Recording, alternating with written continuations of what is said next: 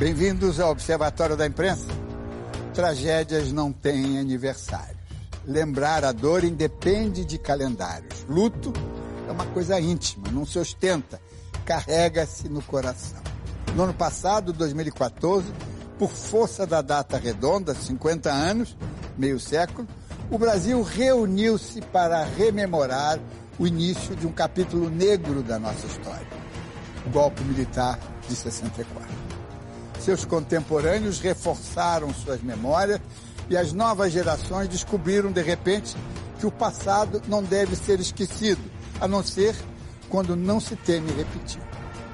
As revelações e vinculações levantadas em março e abril não podem esperar até a próxima efeméride, mesmo porque, ao longo do ano passado, produziram-se fatos novos e a história é um processo dinâmico, continuamente amarrado e atualizado. Sobretudo porque, no intervalo, as avaliações e conclusões da Comissão da Verdade pedem contextualizações e continuidade. A série Chumbo Quente, reformatada e ampliada, embute dentro dela a proposta da história continuada, história viva, principalmente porque a imprensa, cujo papel, desgraçadamente, foi tão relevante para o golpe e a ditadura, também é um organismo vivo e, como tal, precisa ser permanentemente observado. Mas por que chumbo quente? Com uma liga de chumbo, Gutenberg fez os primeiros tipos móveis. Com chumbo, fundiam-se letras, palavras e ideias e também faziam balas e projéteis. Seu peso converteu o chumbo em sinônimo de opressão. Os 21 anos de chumbo não podem ser separados dos anos de chumbo quente, a aviltante censura que tantas deformações produziu em nossa sociedade. A mais grave dessas deformações é a ojeriza à diversidade, o horror ao pluralismo. A unanimidade, além de burra, foi a causadora desta tragédia. Vamos entender por quê.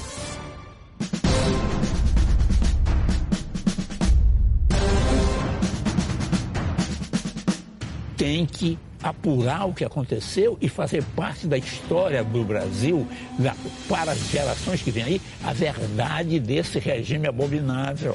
As Forças Armadas ficaram com essa mancha, com esse estigma, né, de que, quer dizer, assassinaram e torturaram violentamente pessoas em nome de alguns ideais políticos. O golpe não previa a ditadura militar, mas houve um processo que transformou o golpe em ditadura. A história política do Brasil se confunde com a história militar e ambas atropelam a história da imprensa. Até mesmo a independência tem sido fantasiada como façanha de soldados e o resultado é um tripé desigual, capenga, incluindo a proclamação da República. Até 1964, temos um total de 12 motins, vetos dos quartéis, golpes e contragolpes, com 4 derrubadas de chefes de Estado. A imprensa sempre tomou partido, sempre participou e sempre foi punida com empastelamentos, atentados e censura.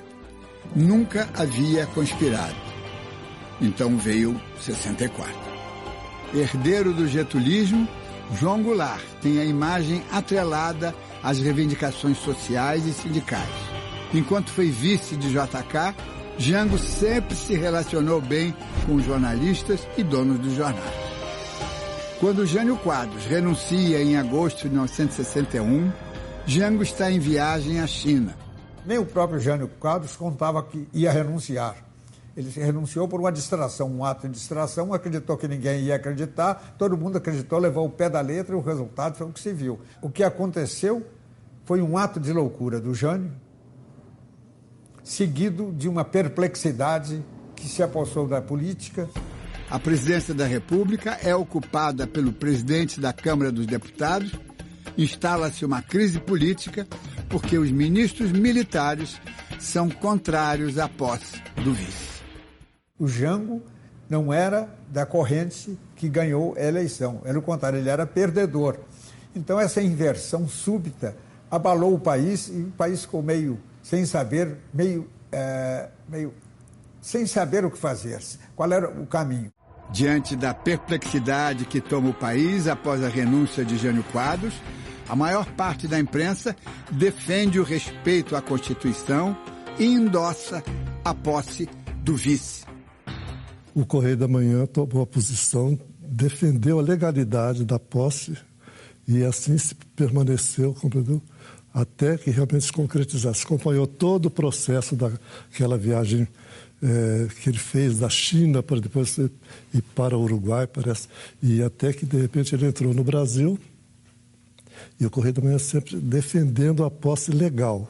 O Globo pede ao povo que aguarde tranquilamente a normalização da vida republicana e assegura que as Forças Armadas têm a situação sob controle. Abertamente anticomunista, o jornal, em pouco tempo, começará a questionar se Jango representa uma ameaça. O Diário de Notícias, com enorme penetração no meio militar, também levanta a bandeira da Constituição, mas desconfia da capacidade de governo de Jango. O Estado de São Paulo é mais radical. Contrário à posse de Jango, pede a convocação das Forças Armadas para evitar golpes subversivos. Em 61, a própria Rede da Legalidade, liderada pelo Leonel Brizola, tinha esse argumento fundamental, que era um argumento que demonstrava a absoluta inconstitucionalidade e ilegalidade da ação dos ministros militares, porque se o presidente renuncia, assume o vice, ponto final, não há como discutir isso. O Congresso aprova uma emenda que garante a posse de Goulart sob a condição de que o regime passe a ser parlamentarista. A imprensa vê a solução como uma demonstração de maturidade da democracia brasileira, mas alguns jornais são contrários ao novo sistema.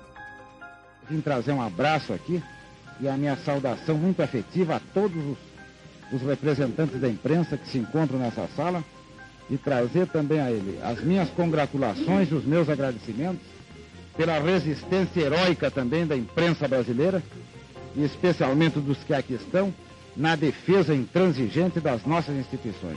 Jango é empossado com poderes limitados. Vai fazer tudo para recuperar o poder total e o plebiscito de 1963 para a escolha de regime de governo será o seu primeiro desafio. Jango sabe explorar as razões da inoperância do executivo. O argumento convence a grande imprensa que logo esquece o charme do parlamentarismo e embarca num retorno ao velho presidencialismo. Um dos maiores presentes oferecidos a João Goulart, naquele momento, foi a oportunidade de calar Carlos Lacerda. Neste velho e sóbrio sobrado construído na Rua do Lavradio, no centro do Rio de Janeiro, estava a Tribuna da Imprensa, o jornal derrubador de presidentes. Eu fui testemunha e mensageiro de um grande presente oferecido pela grande imprensa ao presidente Jango.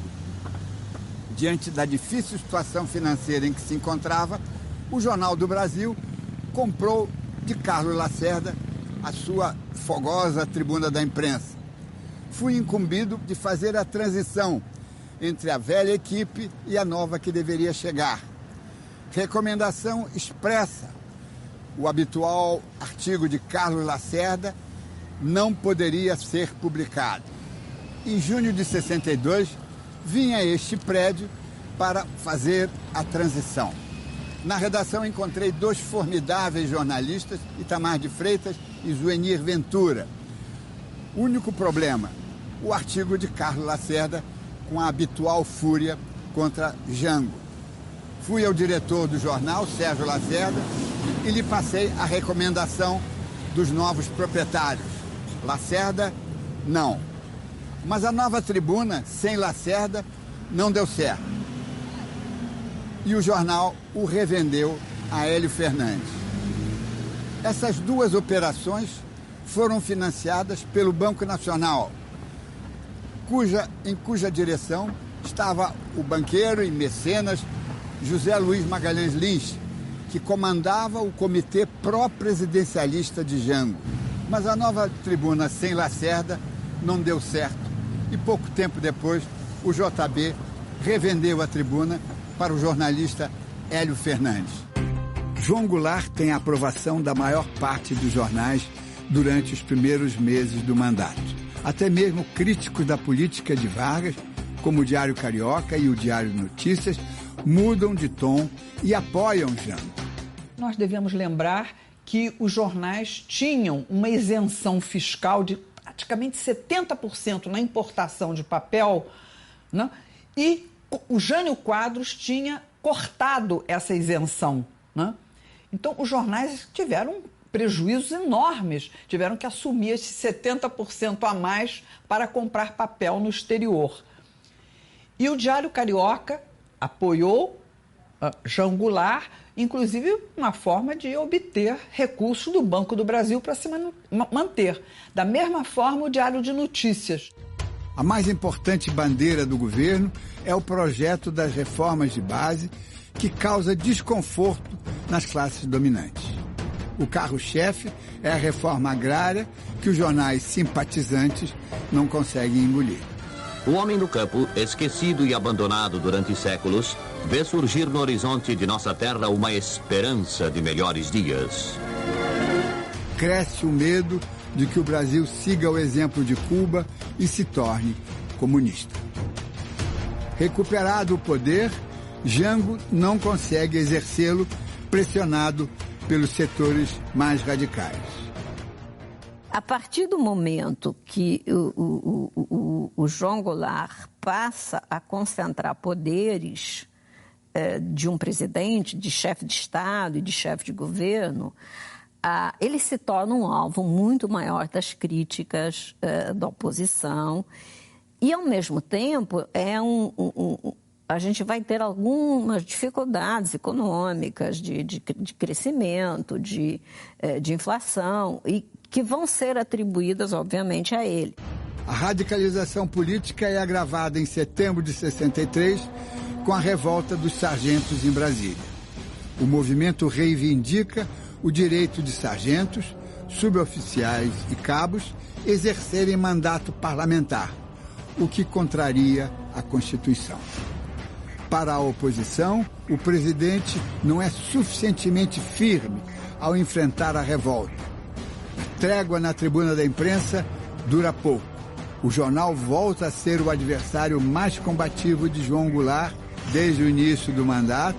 O jornal de Carlos Lacerda o acusa de convulsionar a sociedade, articular um golpe para permanecer no poder e favorecer amigos em negócios com o governo. No início de outubro, Jango é convencido a calar o governador da Guanabara, Carlos Lacerda. Malogrado o plano de prendê-lo, Jango tenta intervir no estado da Guanabara, impondo o estado de sítio. Não encontra respaldo nem no seu próprio partido, o PTB. O Jango, sentindo que ia ser derrotado, se retirou. Retirou a proposta. Mas ali ficou muito evidente que ele namorava a hipótese da permanência do poder com instrumentos de exceção. Confronto aberto, ostensivo. A imprensa está alinhada contra o governo. As agências de notícias pagavam o dobro do preço do espaço para o que fosse contra o governo Jango, através de anúncios. E sei da influência que era exercida através das agências de notícias, das agências de publicidade. A Última Hora é a última trincheira pró-Jango e dá amplo espaço aos seus projetos. Reforça o apoio popular às mudanças e denuncia a movimentação da oposição para derrubar o presidente antes que as reformas fossem executadas. 50 anos atrás, eu tenho a impressão que a imprensa era muito menos hipócrita do que é hoje. Você vê que os jornais eram ideologicamente bem mais definidos do que são hoje. Enquanto os jornais de hoje se preocupam em terem uma definição econômica e ideológica muito escondida, para o pobre do leitor não perceber que está sendo traído, naquele tempo os jornais eram abertamente a favor ou contra. A Última Hora era um jornal a favor do João Goulart. E não escondia isso, já tinha sido a favor de Getúlio Vargas. Foi, vamos dizer assim, parte do pivô da morte de Getúlio Vargas. E quando o Jango assumiu a presidência, finalmente, depois de uma luta incerta e não sabida, a última hora deu todo o apoio ao Jango. O Samuel era visto até como uma espécie de eminência parda do governo do Jango. Portanto, tudo que o Jango queria fazer, inclusive as reformas de base, que são vistas como as causas verdadeiras desencadeadoras do golpe, a última hora deu o apoio mais completo possível. O Diário Carioca centra a cobertura nos benefícios das reformas e no esforço do Executivo para promover as alterações constitucionais que viabilizam o projeto. Não há jornais moderados tentando esvaziar a radicalização. Não acalma os ânimos a ideia do governo de iniciar uma série de grandes manifestações populares em vários pontos do país para forçar a aprovação das reformas de base. O primeiro comício será na Central do Brasil, coração do estado da Guanabara, onde Jango, pouco antes, tentara intervir. Não receio de ser chamado de subversivo pelo fato de proclamar, e tenho proclamado e continuarei proclamando em todos os recantos da pátria, a necessidade, trabalhadores, da revisão da atual Constituição da nossa República, que não atende mais aos anseios do povo. Eu me lembro, na Avenida Rio Branco, no dia do comício, 13 de março, aquele pessoal todo, aquela multidão compacta, passasse rumo à Central do Brasil, onde ia haver o comício. Passavam uma agressividade terrível, acenando para o Jornal do Brasil com ameaças, o que era natural, o clima político estava exaltado. O Jango ele vai migrando devagar e sempre para uma posição em que ele já deixou de ser um líder que estava defendendo a legalidade para líder, sobretudo a partir de 64, para líder de um movimento que tomava um caráter ofensivo. A tribuna denuncia a convulsão das massas durante o discurso da Central e acusa o presidente de querer se reeleger. Partidário da reforma agrária, o Correio da Manhã critica a radicalização, tanto da direita como da esquerda. Defende as reformas de base, mas diz que o governo promove intranquilidade institucional ao agir de forma leviana e demagógica. O Correio da Manhã chegou, inclusive, a apoiar as reformas de base que ele anunciou no início. Mas foi chegando um momento em que começou a se radicalizar e perder-se um pouco o rumo do controle do governo. E aí, então, criou aquele clima, aquele ambiente, assim, realmente convulsionado, tá entendendo? Que assustou o Correio da Manhã, entendeu? O Correio da Manhã começou a sentir, então, que o Jango estava perdendo as rédeas do poder, compreendeu? Há muito medo de que aquelas reformas, se fossem implementadas, iriam mudar completamente o Brasil, virar o Brasil pelo avesso. Era um conglomerado muito heterogêneo e o que cimentava esse conglomerado, né, da espada, da cruz e do dinheiro, né, e com os segmentos populares, as marchas da família com Deus pela liberdade, foi um grande movimento de massas no Brasil. Então o que cimentava aquilo tudo era o medo. Olha só o nome que eles deram para a marcha. Marcha com Deus e pela família. Ela botou 500 mil pessoas na rua em São Paulo. Você vê que a insatisfação da classe média, especialmente, era muito grande contra o governo João Goulart. A imprensa, ela entrou muito porque ela foi contaminada por isso. Ela tinha receio. Jornais progressistas acabaram entrando no processo golpista. Alguns, inclusive, apoiaram para logo depois sair fora.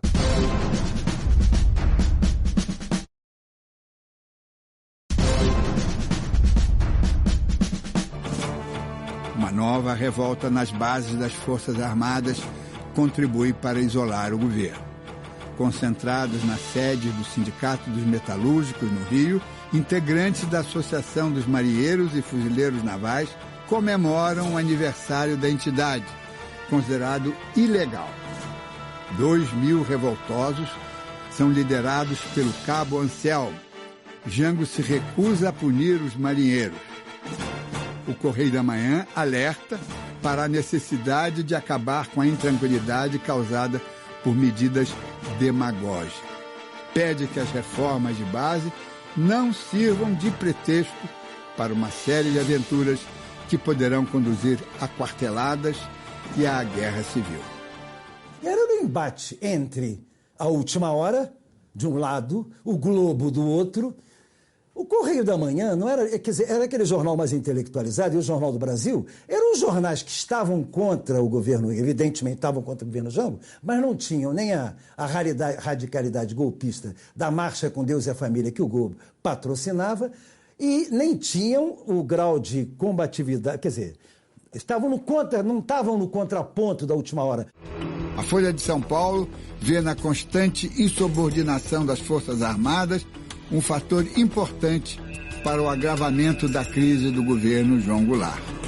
Em meio à crise, a Tribuna da Imprensa não dá descanso ao governo e explora a quebra da hierarquia nas Forças Armadas e a tensão entre governo e militares. Também era estranho o repentino aparecimento do Cabo Anselmo como líder dos marujos e as diferenças entre a sua retórica articulada com a dos companheiros. O Cabo Anselmo era claramente uma pessoa infiltrada na Associação de Marinheiros e Fuzileiros, porque tudo que ele fazia, ele radicalizava, a palavra dele era tendente para irritar os militares. Toda a intenção daquilo. Ele esteve lá em Pernambuco, fez uma palestra para todos os funcionários da Sidônia, modéstia à parte, acabou a coisa, nós estávamos ouvindo, eu virei para os companheiros e disse, esse cara é da polícia. A combalida base militar do governo, João Goulart, rui definitivamente em 30 de março. Como convidado de honra, o presidente vai a uma reunião da Associação dos Sargentos e Suboficiais da Polícia Militar, no Automóvel Clube, no Rio de Janeiro. A presença do presidente é vista pela cúpula militar como provocação. Para grande parte da mídia, é o último ato do governo Jango. Achar que a mídia tem só um papel de observador e registra a história é muito difícil de imaginar nos grandes momentos, porque ela desempenha um papel fundamental sobre o senso comum, que é a maior parte da população, que é aquela que não está no comício, que é aquela que não está na militância, mas é aquela que constitui a massa crítica eleitoral e a massa crítica da base social. O governo Jango só investe contra a imprensa uma única vez. No dia 31, às vésperas do golpe, o contra-almirante Cândido Aragão tenta intimidar os jornais com a sua habitual truculência, sem o conhecimento de Jango. Acompanhado por 30 praças, paralisa a redação do Globo e sitia o prédio. Empunhando uma metralhadora, vai ao gabinete da direção e avisa que suas ordens devem ser cumpridas. O jornal não circula no dia seguinte.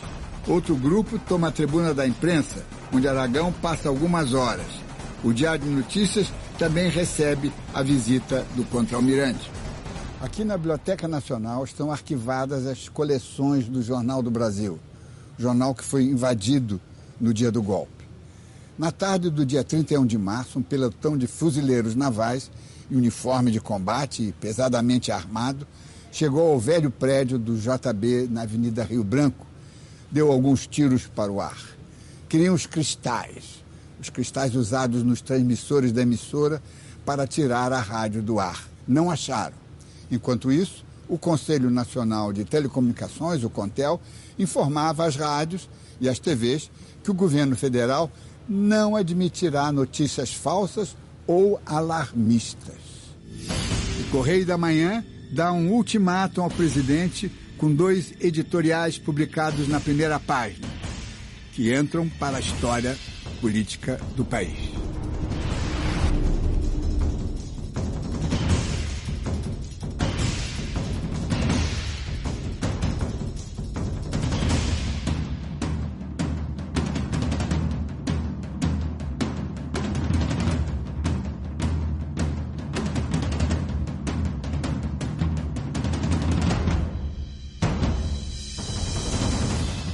Ele se comportou de maneira a encontrar uma saída para o Jango.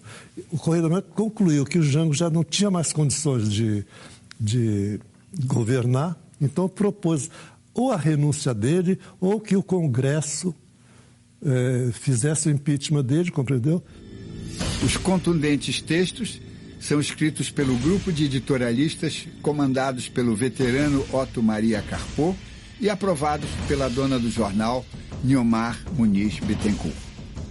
Eu colaborei porque o Edmundo Muniz, que estava como redator-chefe, ele me telefonou e disse, olha, eu quero ler para você tomar conhecimento. Ele leu para mim, eu disse, está muito bem, concordo, é o espírito do Correio da Manhã que combateu violentamente João Goulart. Então eu tirei 2 ou 3 coisas, mudei uma vírgula só.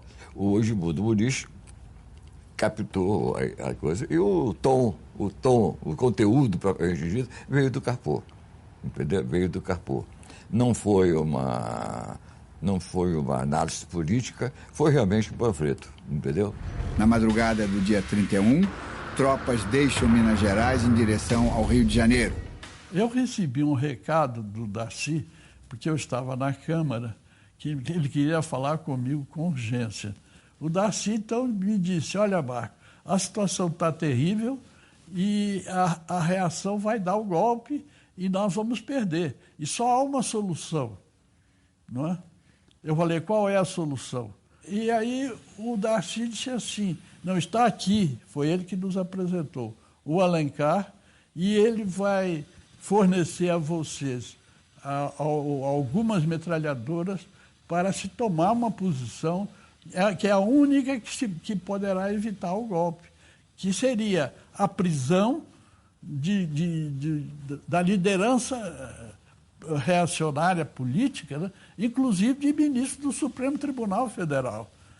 Eu levei um susto e por sorte, eu fiquei calado, e aí o Schettini e esse Walter Ribeiro disse, mas isso é uma loucura, isso não se faz, não é assim que nós vamos...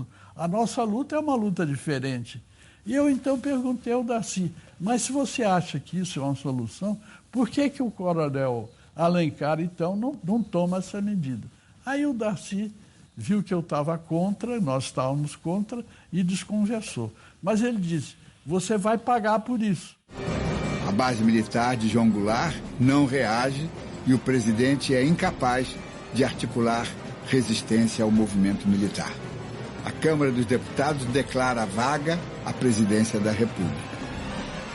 E essa sessão da Câmara foi inesquecível, porque o Doutel de Andrade, que era o líder do governo, né, estava discussando também dizendo que esse golpe não ia adiante, porque os militares estavam com Jango, não sei o quê, quando o Adalto Lúcio Cardoso pediu uma parte. Aquela elegância do Adalto. Por favor, Vossa Excelência, eu queria dar uma parte. Não dou a parte ao denista nenhum. E continuou falando. O Adalto insistiu. 00:02, já estamos no 1º de abril, pode falar à vontade, deputado.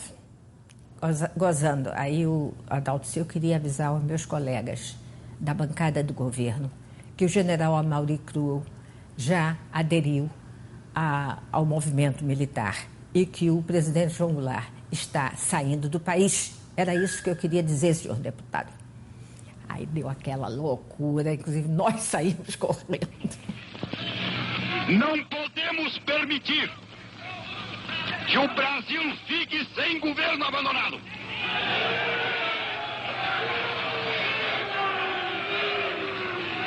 Há sob a nossa responsabilidade a população do Brasil, o povo, a ordem.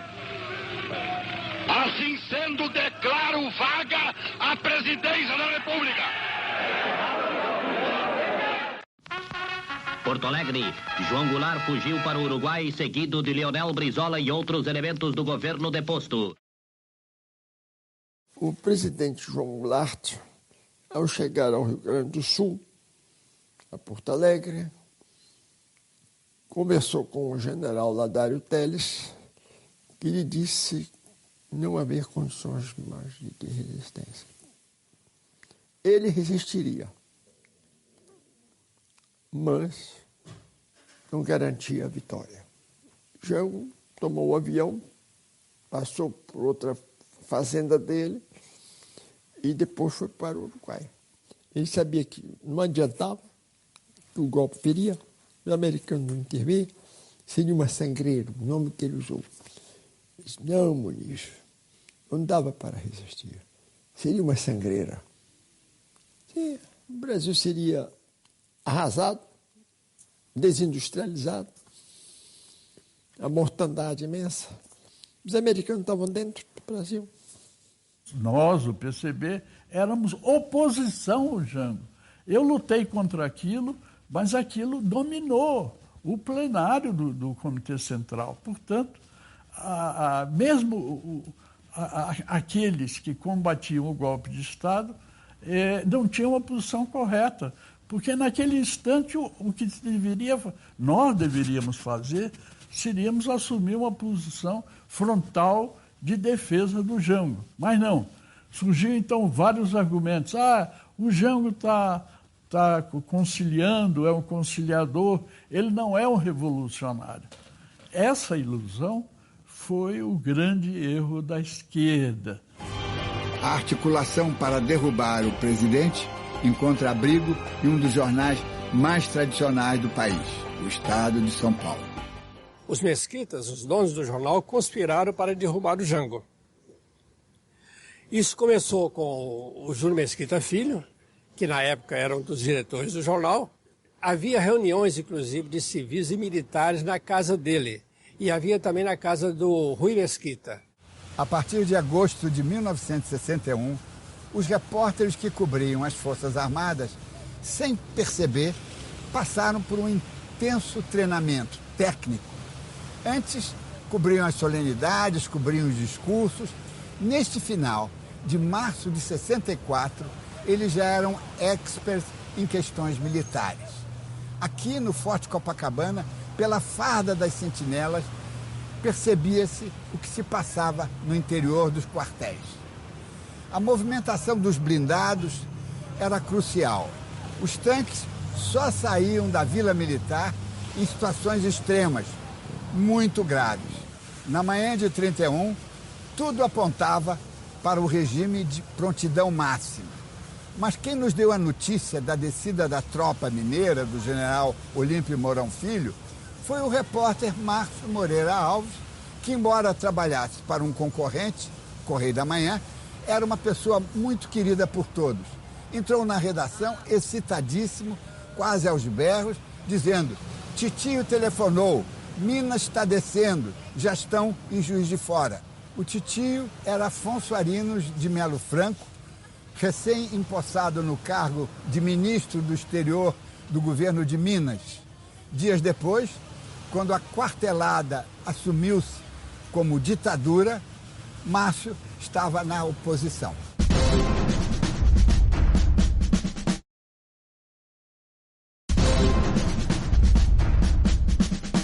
No dia 2 de abril, o país já está mergulhado no regime militar que duraria 21 anos. Em poucos dias, Castelo Branco é eleito pelo Congresso Nacional. Eles aí já tentam levar a cabo seus desígnios através de uma argumentação supostamente legal, constitucional. E daí toda essa preocupação que houve no golpe de encontrar uma forma aceitável do ponto de vista constitucional. A posse do Ranieri Mazzilli, a eleição pelo Congresso do Castelo Branco, aquele ato institucional com uma aparência de juridicidade, tudo isso denota uma preocupação com o erro que foi cometido em 61. Conseguiu-se atrair para o movimento golpista os principais chefes militares, Castelo Branco, Costa e Silva, enfim, e tomar o poder sabendo que não havia facções militares que competiriam entre si. O que é surpreendente é que o golpe não foi o golpe foi o início de um outro governo. A rigor, a ditadura militar, ela não estava contida no golpe. Ficou claro que o golpe tinha sido vitorioso e e as medidas reacionárias tomadas pelo governo foram imediatas.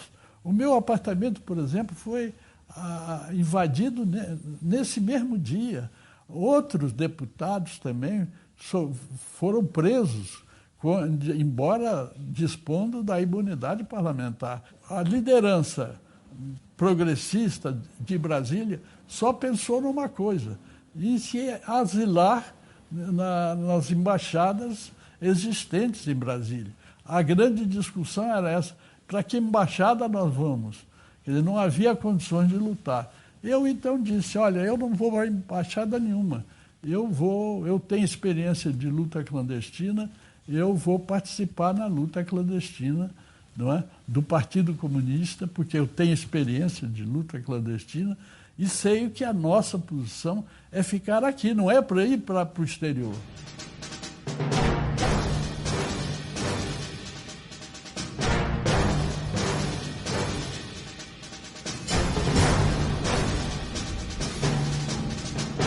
Com o golpe, os últimos pilares de sustentação do governo Jango são atacados pelas alas mais radicais.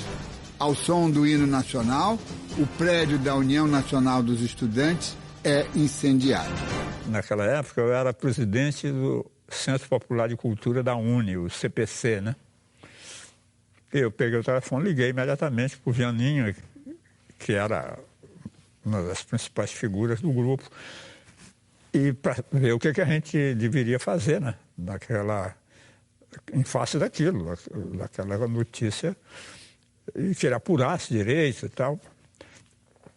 E combinamos que iríamos convocar a intelectualidade de esquerda, os artistas, etc., das várias áreas de música, de teatro, de cinema, para nos reunirmos na sede da UNE, que era onde funcionava o CPC, para discutir o assunto e também tomar uma posição diante do que estava acontecendo.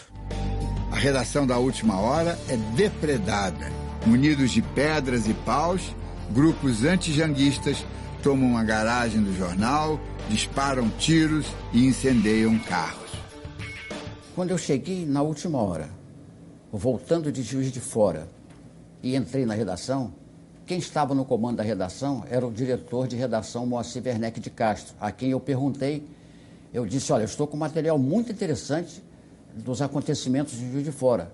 O que você quer que eu faça? Ele falou: você não faz nada não, vai embora para casa, porque o Carlos Lacerda está na TV Rio concitando o pessoal a vir quebrar a Última Hora. O que eu fiz? Escrevi a matéria, juntei o filme e botei numa gaveta. Quando eu estava descendo, que eu cheguei na Praça da Bandeira, eu encontrei com a turma que tinha vindo quebrar a Última Hora. A Tribuna da Imprensa não esconde seu apoio ao movimento golpista. Comemora a queda de Jango e destaca a atuação do governador do Rio de Janeiro, Carlos Lacerda.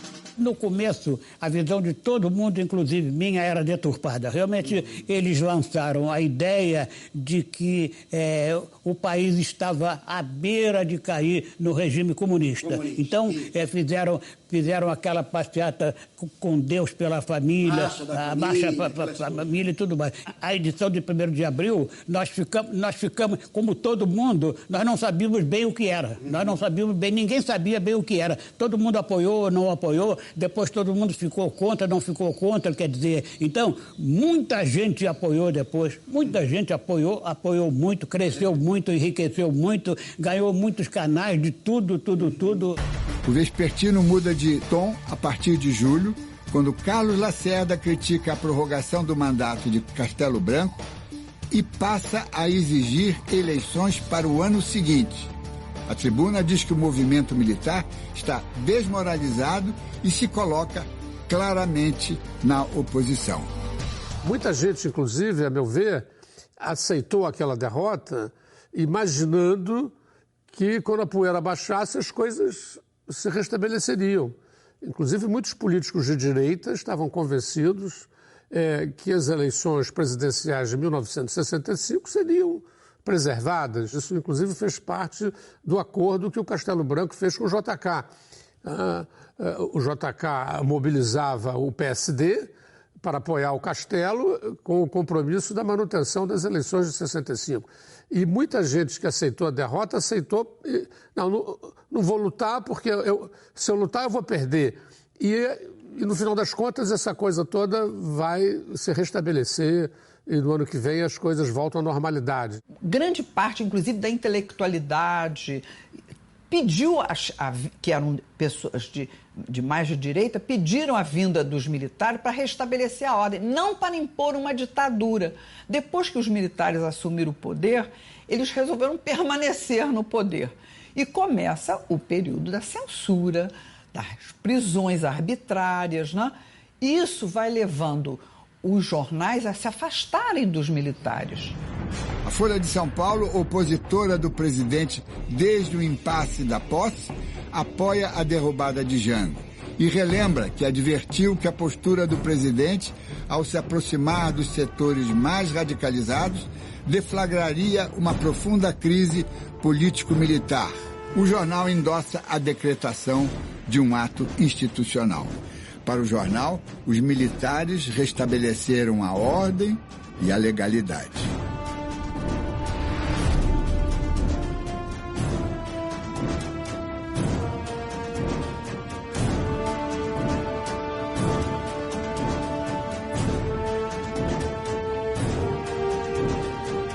O Globo segue a mesma linha e respira aliviado com a saída de Goulart.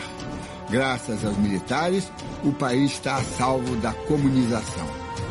Roberto Marinho, desde de manhã cedo, estava informado de que estava havendo uma revolução.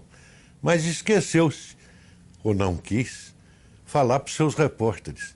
Ficou fechado lá na sala dele, até que a secretária dele veio na minha mesa e disse: o que está havendo em Juiz de Fora? Eu disse: acho que nada, né? Ela disse: liga o rádio aí porque tem alguma coisa em Juiz de Fora. E aí é que nós começamos, já ao entardecer, a ligar o rádio, pegar em ondas curtas emissoras de Juiz de Fora que estavam naquela euforia, né? Dizendo: Juiz de Fora, capital revolucionária do Brasil, os generais Mourão e Guedes estão na rua, estão já descendo sobre o Rio de Janeiro. Mas foi uma perplexidade geral, porque ninguém sabia de nada.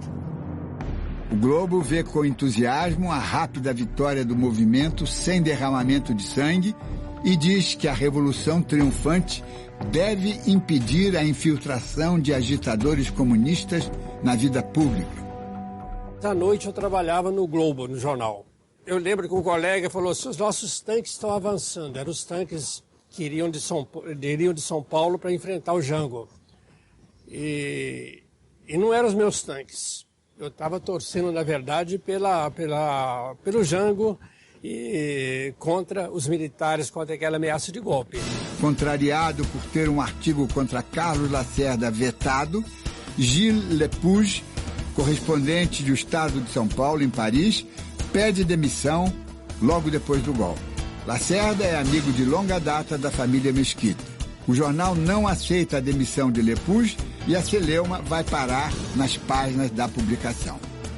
Carlos Lacerda, que estava, acho, na Roma, voltou para Paris e no aeroporto de Orly ele falava com os jornalistas franceses. Então, todo mundo compreendeu muito bem que havia qualquer coisa que está se fazendo lá, uma espécie de golpe. Eu disse ao jornal: não vou falar daquela conferência de imprensa do Carlos Lacerda, porque, primo, não gosto muito daquele personagem. O jornal me disse: mas você tem que fazer isso. E pouco tempo depois, alguns dias apenas, eu aprendi aqui o golpe. Então, amigos do Brasil, do jornal, aliás, de São Paulo, me disseram detalhes sobre isso e compreendiam que estava verdadeiramente um golpe militar e de tendência fascista. Ora, isto eu não posso aguentar. Aí o Rui, por consideração a ele, pela amizade que tinha a ele, mandou um telegrama dizendo que por que não tinha publicado a entrevista do Lacerda.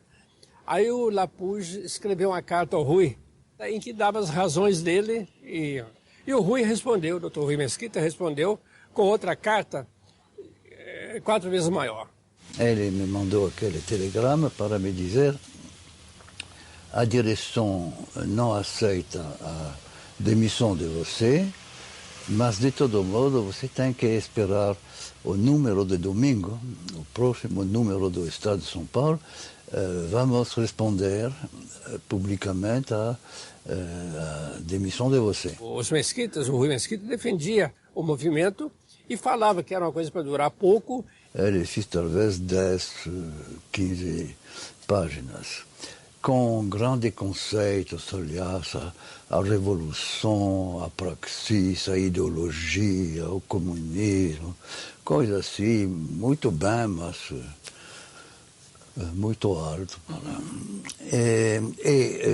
No final da carta dele, ele dizia, então, pedimos a você de não ficar demitido, mas você tem que saber, aliás, você sabe já, porque tem a lembrança da história do Estado de São Paulo, que no dia onde vai ter uma ataque ao direito do homem, o Estado vai passar na oposição. O Estado rompeu no ano seguinte, em 65, quando o Castelo Branco, que prometia, ele esperava devolver o poder aos civis com as eleições de 65, então ele se retiraria e o movimento convocaria eleições diretas para eleger um candidato, certamente de confiança, mas civil. O JB não era um jornal de colunistas, era um jornal de informação. Na página de opinião, 3 editoriais de responsabilidade da direção da empresa. Ao lado, artigos de Tristão de Ataíde e Barbosa Lima Sobrinho, que opuseram-se ao golpe desde os primeiros momentos e jamais foram censurados pela direção. Eram instituições intocáveis. Por isso, em abril de 65, respondendo a um protesto de Tristão de Ataíde, Castelo Branco, já como presidente, telefonou para oferecer satisfações. O pensador agradeceu ao presidente num bilhete manuscrito. A extensão da cobertura daqueles 19 dias e a necessidade de oferecer ao leitor uma conexão entre tantos episódios sugeriram um complemento em formato de livro, capaz de reproduzir o clima trágico que se prenunciava. O título foi emprestado por Shakespeare, com trechos da tragédia Júlio César inseridos no final. Os relatos vão até 15 de abril. O livro saiu no início de maio. O perfil de Jango, escrito por Antônio Calado, é arrasador.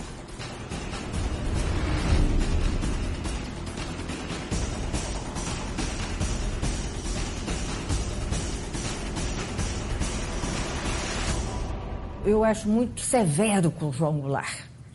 Mas se a gente lê direito, os pecados de João Goulart eram muitos também.